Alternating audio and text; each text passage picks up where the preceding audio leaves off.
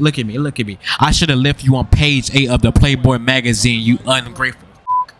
Get the fuck out of my way. You think I'm gonna let you get away with the shit you did earlier this game?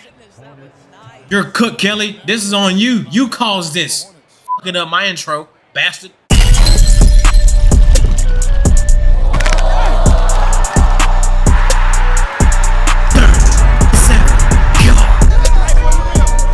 Just when you thought it was safe to come outside. My shot is always green. What the fuck you mean?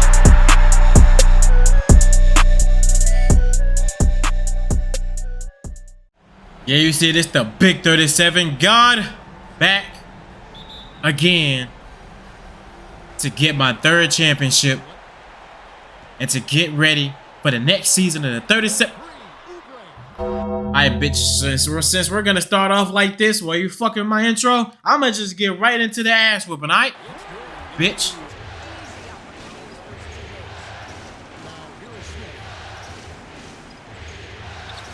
We about to get right into this fucking onslaught. Hey, on ball pressure, tight.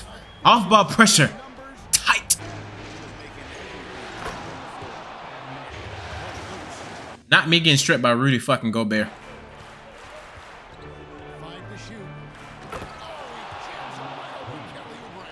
Creativity. Would y'all believe me if I told y'all they went up 2-0 on us when I was simming these games? Shit. They had me scared. I thought these niggas about to try to go for a sweep. Hey, Jose, I know you're new here. You're not really... No, hey, Jose, you're not really new here, but I'm going to ask you this question. Do you need help? If you need help, let me know. All right? Bum, bum, bum, dun. Dun, dun, dun, dun, dun. Dun, dun, dun, dun, dun, dun. My shot is always green. Dun, dun, dun, dun, dun, dun. What the fuck you mean? That nigga sucks, Jose. Alright, bro.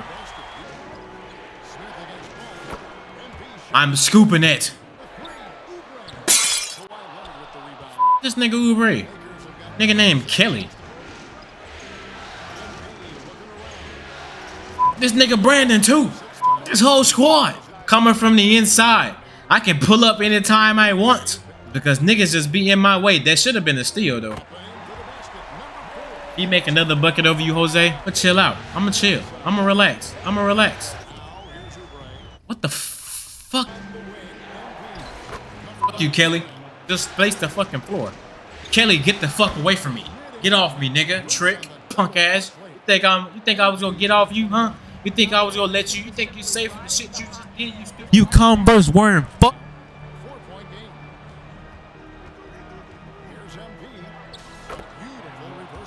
I'm the landlord, nigga. Rent is fucking due, and I'm about to get your contract pulled, bitch.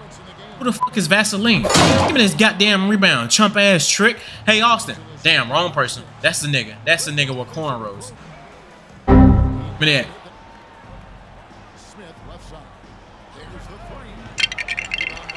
Who the f told you to shoot? I knew I was off. I can tell by how delayed that shot was.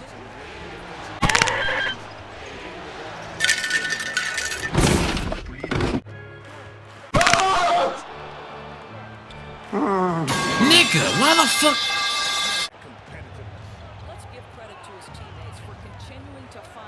This nigga Kelly can't stop me. Kelly, you're a bitch. Kelly, you're a bitch. Kelly, you're a bitch. I smell blood in the water, and it's Kelly's blood. I'm beating this nigga ass like Kendrick did Drake for the whole beef. I'm about to get the knife, and I'm about to stab this nigga. I'm about to shank this nigga. I'm sorry I wasn't able to be here for it. Let's find out together. This nigga about to be uncoordinated. Never mind, boy. He ain't slam it, but that boy laid it in there. Yeah, I got a big out here. And Brooke can shoot threes. Good job, Jose. Hey, AD, come here. Oh, shit. Which one are you? There you go. There you go. Now you're a power forward. That's how you do it, Brooke. That's how you do it, Brooke. We're going to get you in the rotation to do that shit, even though yeah. Out of bounds. Let's take the ball there. Give me that goddamn ball. And let's get this possession, huh? Don't worry about it. It's about to be light work anyways. I'm about to scoop the shit out of this. Oh, what is Kelly doing about me? Nothing. Kelly's not doing anything about me. Huh? This nigga's a junior. Huh? I wonder why. Because of me. You are my son. You understand that? Oubre Jr., huh? You wouldn't be here if it wasn't for me. Get that shit out of here. Kelly, you wouldn't be here if it wasn't for me. You understand that? Hey, Kelly, talk. Listen, look at me, Kelly. Look at me. Look at me. Look at me. I should have left you on page 8 of the Playboy magazine, you ungrateful. Get the fuck out of my way. You think I'm gonna let you get away with the shit you did earlier this game? You're cooked, Kelly. This is on you. You caused this. Fucking up my intro, bastard. Negro, please. Get blocked, Trick. What I tell you? The rejection by MP and the dunk by MP. You're lame. You're lame. You're lame. You're not guarding me correctly, bitch. Who are you, bruh? Running up on me like that with them tacky ass tattoos. Wow.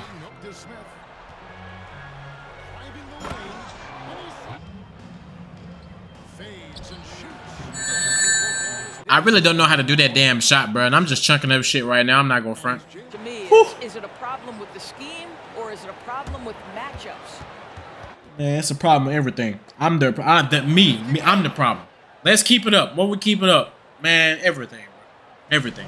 I'ma miss you if you don't talk. Defense. Defense. Defense. Play some. Defense. Play some. Defense. Play some. Defense. The fuck? So I started playing the Black Ops 6 beta today. Not gonna lie, that little game, feel good. I go front. We're about to get this third championship. Three-peat. The rest of the way, he certainly has the talent and the endurance to do just that. Kelly, you suck, nigga. You suck. Damn. And how you on fire? You just, you know what, bro? Hey, Jalen, let me guard that man Lawrence. That man Kelly suck. He boring me. What the damn, AD? That boy just shot a bomb in the earth. I don't know who the fuck told somebody to double. AD, come here, bro. Yeah. Stay right there.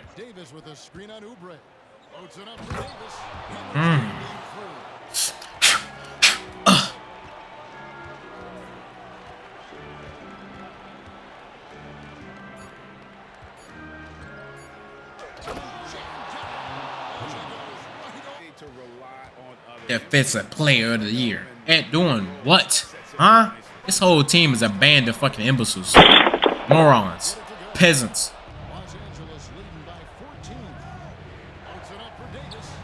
My fault, AD. I was late on that. Super late. Extremely late. Y'all see the trend of what I'm doing here? I'm letting them score so I can get some competition, so I make it interesting for myself. Good job, Kelly. You're doing a good job, Kelly. Bum, bum, bum, bum, bum, bum, bum. I'm about to start doing shit. I'm about to start seeing some certain shit work. So let's talk about how 2K should let us create our own signature shot, but it won't happen. What the fuck was a step back, nigga? What the hell? Nigga just pulled up. I ain't want you to do that.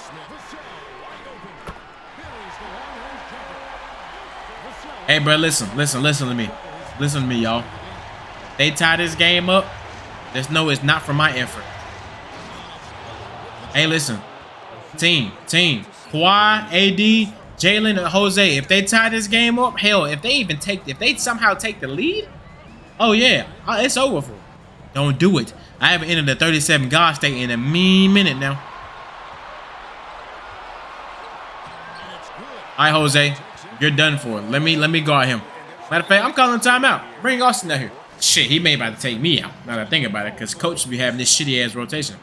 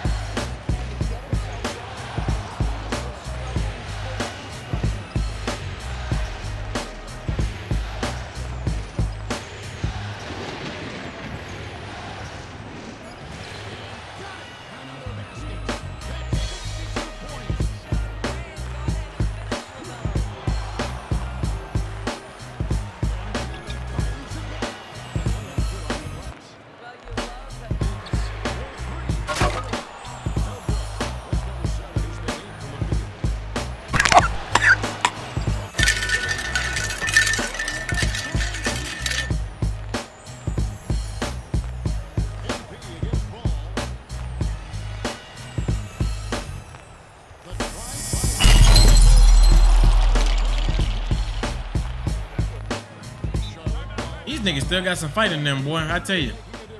I don't know why. Lakers leading by 12.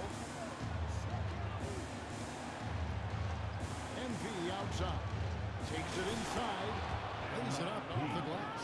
Boy, tough sledding Nigga inside. Kelly thought he was gonna slow me down. Ain't that a bitch? The job done in a big way here in Game 6. And I think they're starting to carve their name. Really stands out, of course. Just chunking shit up now. Fires from 18. Good defense by MP. God damn it. I was hoping the ball would go out of bounds, but never mind.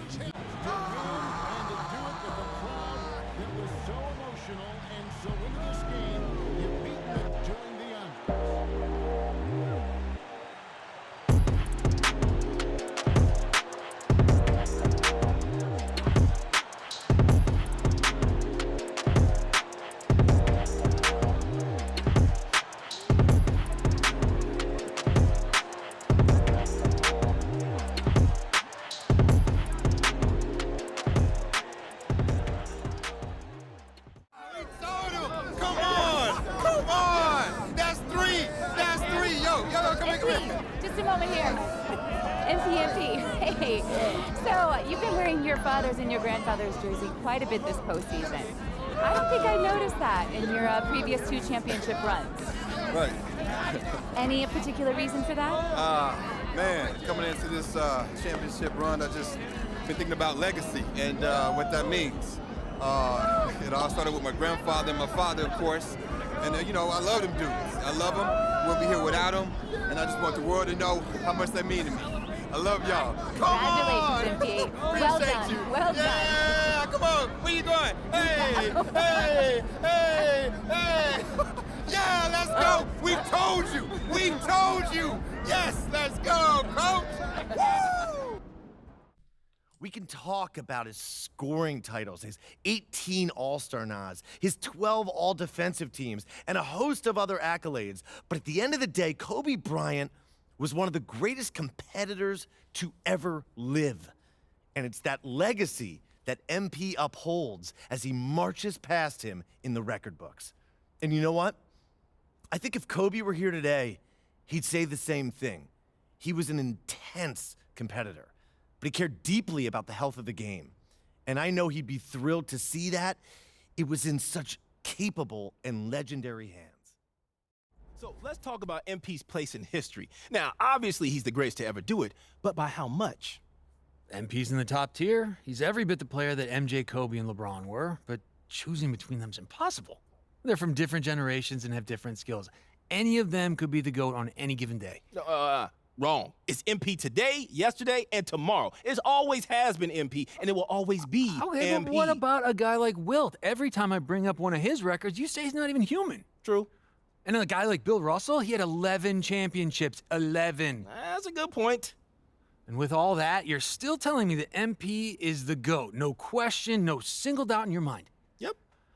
Must be nice to never be conflicted about anything. It really is. I sleep great at night. Really? What's your bed setup like? How many pillows? 3.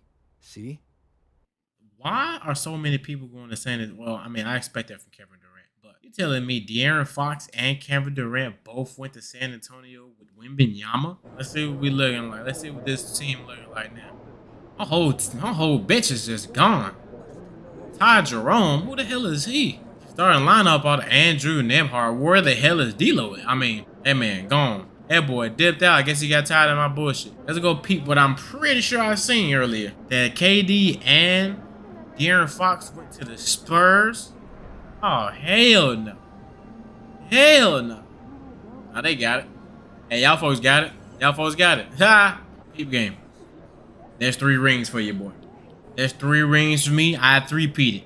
3-peat, and I defended them bitches back to back. Do you see this right here? The 4 of us, we are the Mount Rushmore of basketball. You feel me? This is all we need to see. We got Black Jesus. We got the King, the 37 God, and the Black Mamba. What else do y'all want to see? Is y'all Mount Rushmore basketball? That's all you need to see. And from here on out, this 37 God's about to get put in the Hall of Fame where he belongs. Every basketball fan around the world knows the legend of MP. Son of Prince, grandson of Truck, fearless competitor, tireless worker, winner. And while the seeds of all of this were planted long before I met him, the MP that I met was, in many ways, still a child. Now, I don't mean that as an insult. When he first walked into my office, he was only 19 years old. How many of you were fully formed adults at 19, huh? Shaq? I'm looking at you specifically, buddy.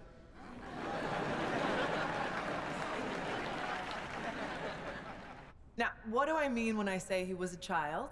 Well, for one thing, he had a child's enthusiasm for the game. MP hung on my every word when we first met.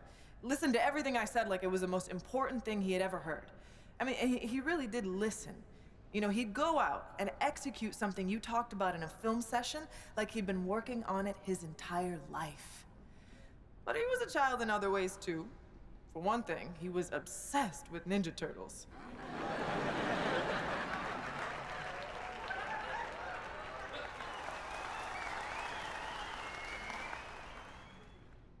I'm serious. He had the figurines and everything.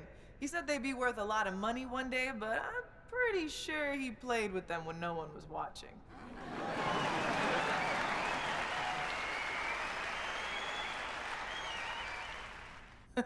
What I'm trying to say is that MP was himself, first and foremost, from day one in the league until the day he retired. And while he did a lot of growing up over the years, that boyish enthusiasm for the game never left him. It's what made him great. He never lost that passion for learning and growing and getting better. And I'm pretty sure he still has those Ninja Turtle figurines laying around somewhere. Now, you can't talk about MP without talking about his accomplishments on the court. So, let me talk about some of the most impressive. He holds the record for most points scored in a single season. He broke the most unbreakable record in sports, topping Wilt's famous 100-point game. Look, I could go on and on about the greatness of MP, but I know he likes to do that too. So, rather than step on all of his toes, allow me to introduce the man you are all here to see, the legend, the GOAT, MP.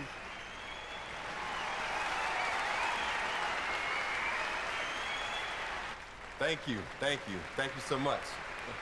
And thank you, Coach Warren, for that beautiful introduction. Some people might be wondering why you took a few shots at me in my extremely valuable collectibles, but anyone who knows you knows you're a master motivator. And anyone who knows me knows I rise to the occasion when I've been disrespected. So once again, thank you. Thank you from the bottom of my heart for helping me unlock the best version of me.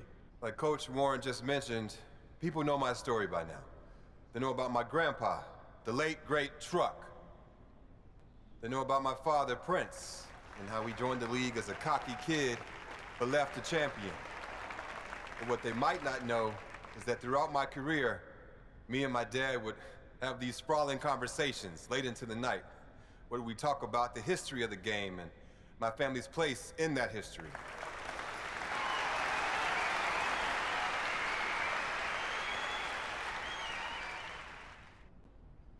One of my favorite memories from those conversations was the time my dad told me the story of my grandpa's first NBA game. My grandpa didn't have the advantages I had growing up. He was raised in the inner city by a blue-collar father and a stay-at-home mom. There were times when they struggled to put food on the table, but he never complained. He never asked, why me? He just put his head down and got to work. He could have taken the easy way out and did things he wasn't supposed to make a quick buck. But my grandpa, he wasn't built like that. He had love in his heart, and he wanted to make his parents proud. Now, don't get me wrong. If you mess with him or someone he loved, hey, well, trust me, you didn't want to do that. When it came time to fight for what was right, he never backed down. And that's the kind of ball player he was. He didn't have the most skill, but he had the most heart. He fought for a spot in the NBA like his life depended on it. Through sheer force of will, he got drafted by the Celtics in the 3rd round. He was sent to a minor league team to start his career, but he stayed ready. And it's a good thing that he did, because he only had 24 hours from the time he was called up to the time he had to guard Magic Johnson. And what did he do? He shut him down when everyone expected him to fall on his face. Nah, my grandpa, he rose to the occasion. I'll never forget the pride I saw on my father's face when he told me that story. He knew that if it wasn't for my grandpa's fierceness, loyalty, and unwavering belief in himself, neither of us would be where we are today. I love you, Grandpa. Thanks for everything.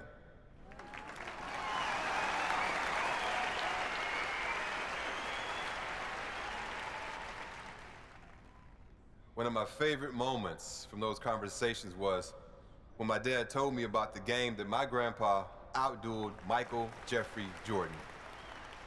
Everyone remembers Truck as a defensive force, a great locker room guy, a valuable veteran mentor who showed young guys the ropes. But what most people don't remember is that the man could hoop. And that wasn't his strength, but when he felt like the team needed it, he wasn't afraid to get into his bag. If you don't believe me, watch the game. For those who need a refresher, the Pistons lost their first 3 matchups with the Bulls that year, and Coach Daly was sick of it. So during the 4th game, when MJ went out for 11 of the Bulls' first 12 points, my grandpa got the call to come in and knock MJ around a little, bad boy style. But Grandpa had other plans. He knew that what the team needed that day was for someone to go toe-to-toe with his airness. And by the time the dust settled, defensive stalwart Truck had outdueled the great Michael Jordan. The thing that I love about that story is that it shows a side of my grandpa most people didn't get to see. He sacrificed for his family, and he was a really serious guy, but he loved life, and he loved the game of basketball. And every once in a while, that fun-loving guy would come out of his shell and show the world that you can't pigeonhole someone, no matter how well you think you know them. One of my favorite memories from those conversations was the time that my dad told me about his first game against the late, great Kobe Bryant. People might remember that my dad was on fire that game, and you might expect him to be proud of that. But it turned out to be the worst thing for him, because it gave him too much confidence. You need to believe in yourself to make it in this league, for sure. But the flip side to that is, you have to stay hungry. And sometimes, when you get early success, it can go to your head. That's what happened to my dad. He took his foot off the gas and was left behind. For a little while, anyway. The great thing about this story is it ends in triumph. Rather than whine and suck his way out of the league, he got his head screwed on straight, got to work, and ended his career a champion. Growth isn't linear. When you think things can only go up, they go down. And when you think things can only go down, hey, they go up. My dad learned that the hard way, but he learned it. And that perseverance is something I'll always respect about him. One of my favorite memories from those conversations is when my dad told me about shutting down the great LeBron James in the NBA Finals. I love you, LeBron, don't get me wrong, but this is my moment, so I gotta tell this story.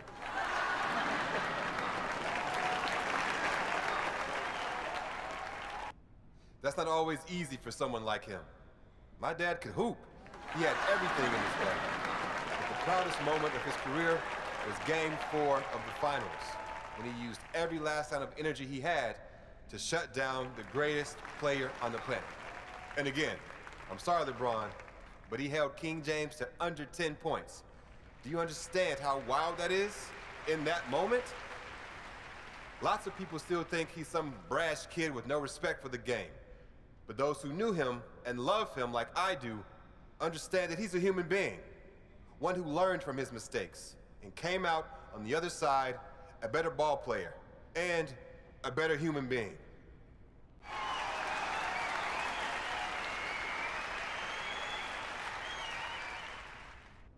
My family paved the way for me, and I had every advantage growing up. But once I got to the NBA, they couldn't play the games for me. And as a lot of you remember, my first game was the most hyped debut since LeBron James. All eyes were on me, and everyone expected me to be spectacular. So what did I do? Nothing memorable, just an average game. But that's how greatness starts sometimes. You don't have to be the quickest, you just have to work the hardest. And you have to never give up. So the next time you see someone better than you who makes you want to quit, remember that they worked to get there. And you can get there too if you never stop trying.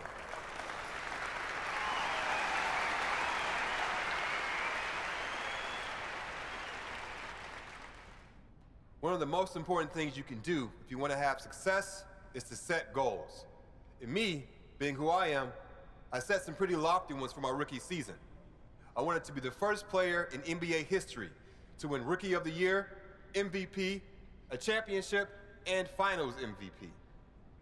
And I did it.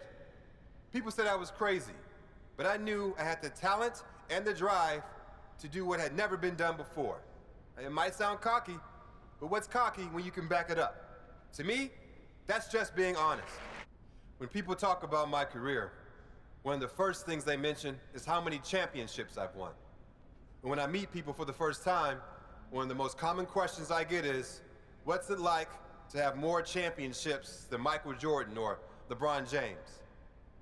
Most people think I'll talk about the glory, the money, the fame. But when I think about those championships, I think about the people I shared those moments with. Winning means nothing if you have no one to share it with. So I like to thank every teammate, every coach, every friend, every family member, and every mentor who was there for me during my playing days. Without you all beside me, the winning wouldn't mean a thing. I don't want to take up too much of your time, but I do want to touch on this GOAT discussion that's been making the rounds after a couple of high-profile pundits have named me the best to ever do it. On the one hand, it's flattering. When you work as hard as I do at something like this, of course, a part of you wants to be the greatest. But what a lot of people in my situation won't admit is that so much of what I've accomplished comes down to luck. Yes, I made the most of my situation. But if I'm 5'0", basketball is completely off the table for me. I got lucky with my genes, lucky with my family, and lucky to be born where I was, when I was. So if you consider me the GOAT, well, I appreciate that. I'm proud of that. But to all the people in the world who can't do what I do, who aren't rich or famous, I want you to know that you're loved for who you are by the people who matter most. And that's way, way more important than anything you can do on the basketball court.